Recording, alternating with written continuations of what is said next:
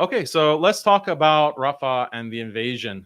So this has been such a disgusting display of inhumanity and cruelty against Palestinians by the Zionist state. And they are really turning the entire world. They have turned the entire world against them with the level of barbarity, where they're essentially forcing starvation. And this is the definition of ethnic cleansing. It's the definition of genocide. And even international authorities are increasingly singing in unison the fact that this is a genocide that is happening before our very eyes. And I was surprised recently that Ralph Nader, a former presidential candidate, US presidential candidate, was saying that the death toll, the casualty numbers that the mainstream media in the US is spreading can't be right. You know, these numbers cannot be right. They seem to be extremely deflated. And he was estimating that about 100,000 Palestinians have been murdered by the Israeli state. So these are things that are not being reported fairly and accurately in the mainstream media.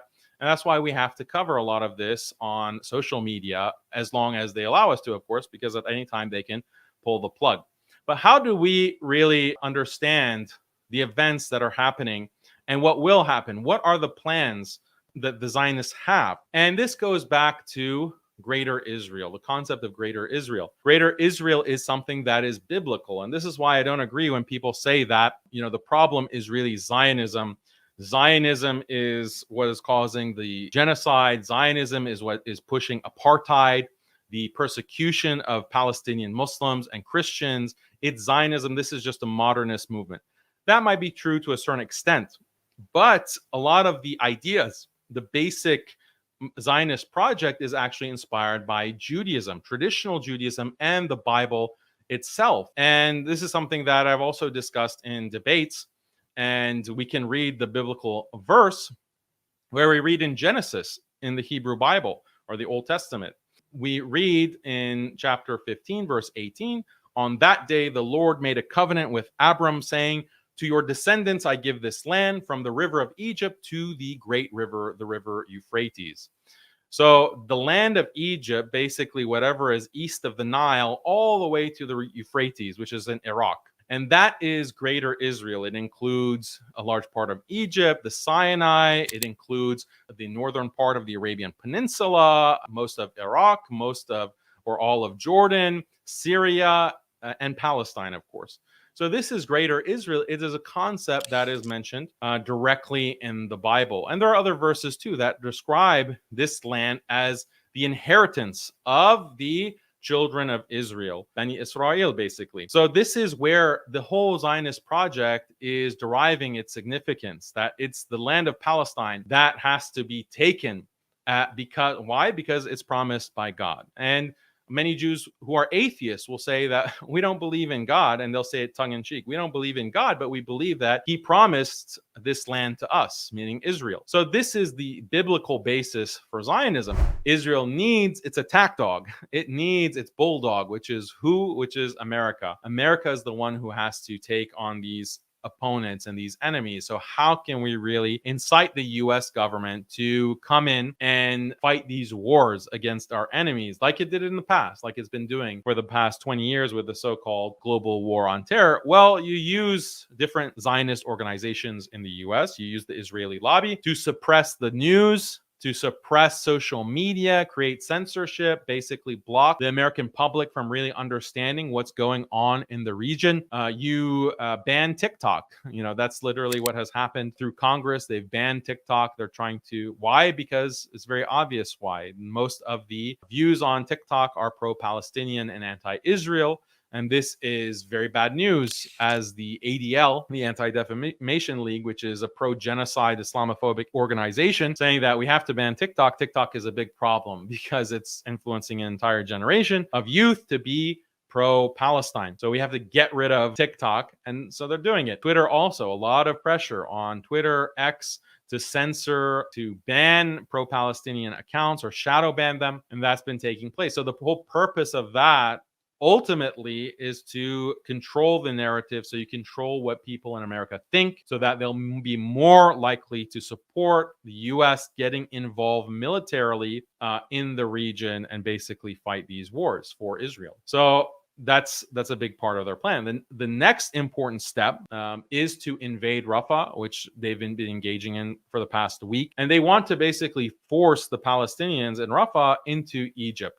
They want to expel the entire population of Gaza into Egypt. But that's really, that's just the first step. That's the first step that we have to understand. And we have to understand that the Palestinians that are resisting Israel's invasion and ethnic cleansing, they're really the last dam, basically. Once that dam is destroyed and Palestinians are expelled, then that is going to launch this entire regional war, basically, because Israel is already trying to make moves on Lebanon. One of the Israeli politicians recently, I forgot his name, one of the generals was saying that we need to move eastward. We need to create more West Bank settlements, because after Gaza is completely wiped out of Palestinians, they want to also ethnically cleanse the West Bank. And they've been doing that contrary to American policy, contrary to the UN. They've been taking more and more land in the West Bank. And that's these settlers that are doing that in the West Bank. These are literally hardcore religious Jews who engage in all kinds of terrorism against Palestinians in the West Bank. And I had a video on the channel that we made that looked at this doctrine of terrorizing, literally burning houses down on families, burning and killing babies. We looked at Baruch Goldstein, one of these Israeli settlers, who is celebrated when he went and massacred Muslims in Ramadan by gunning them down in a mosque. Baruch Goldstein, he's originally from New York. He's celebrated as this hero in Israel by these settlers. So the population of Israel is very religious in the sense of wanting to cleanse the land of Israel according to the Bible. So the West Bank is the next target. They want to cleanse the West Bank as well. So then the regional war is going to begin. You're going to use AIPAC. You're going to use the Israeli lobby to force the U.S. military to begin this war, to go in, and it'll be all done in the name of preventing, all this.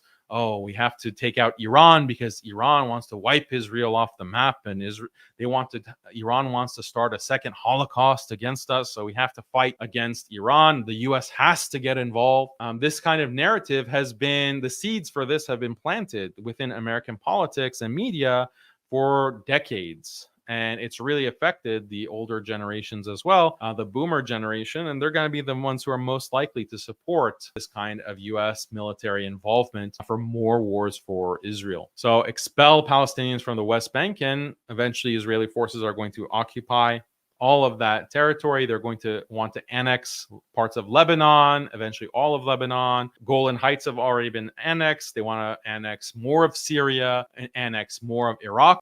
Jordan, Jordan already is fighting for Israel. That's the shocking thing. A lot of these countries, what does it really mean to annex them when their governments are already working for Israel? So whatever Israel says, maybe Israel says that, well, we want to settle some land within Lebanon. Maybe we want to settle some land in Jordan. Maybe Jordan needs to give us some of its territory, and we have a lot of settlers here. We need more territory. Jordan better hand it over. And do you think that the Jordanians are going to, the government there is going to oppose that? No, that makes no sense. Like they're not a sovereign, independent entity from Israel, such that they would resist that. And if any actual Jordanians, any of the people on that land were opposed to, all these settlers are moving in and literally taking our homes, the Jordanian government is going to come and suppress those Jordanians and call them basically, these are terrorists. These are extremist Muslims who they are intolerant of our Jewish neighbors who are coming in and they need to be accommodated. For example, you can already see this kind of narrative that they will try to spew. So these lands, these surrounding Arab lands, don't think of them as being, outside of Israel. Like they're, for all intents and purposes, part of Israeli territory. It's just not official. It's just that the Israeli settlers have not moved in yet. They haven't moved in yet, but, in 10 years, the plan is 10 years, 15 years, yeah, those places are also going to have settlers. They're also going to be a part of, the greater Israel project. So this is really the whole goal. These countries, in the same way that the US has a powerful lobby that can dictate to it things that defy American policy. When President Biden, the actual president, he's being opposed by so many senators and congressmen who are saying that for example, Joe Biden said that, well, because Israel has done this operation into Rafah, we are going to limit the weapon shipments to Israel. Not stop the weapon shipments, by the way, just limit them. Like certain bombs, we're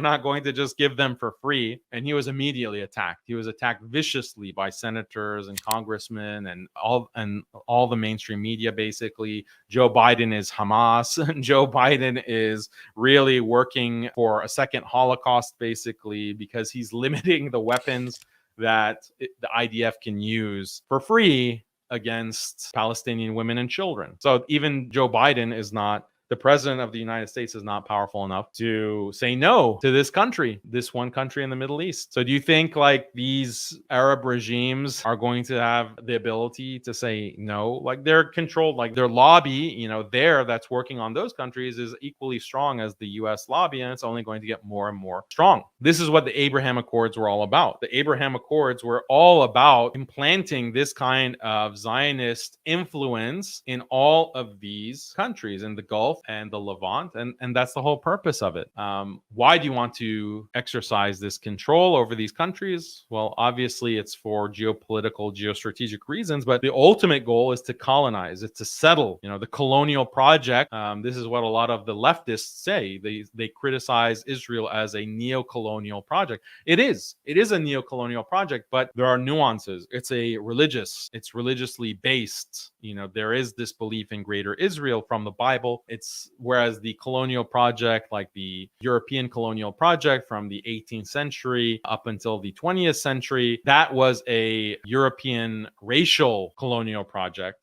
So there's a slight difference there, but ultimately it's colonial. And the thing about Judaism as well, it is an ethno-religious colonial project as well. But be that as it may, that's the ultimate goal. So we have to be aware of this. We have to be aware of this. We have to push back against the hypocritical attack against Islam. And we have to educate people on this is what Israel is trying to do. It's not something that just came with Theodor Herzl at the end of the 19th century, quote unquote, father of Zionism. The vision, the project, the religious aspirations go back much further than that.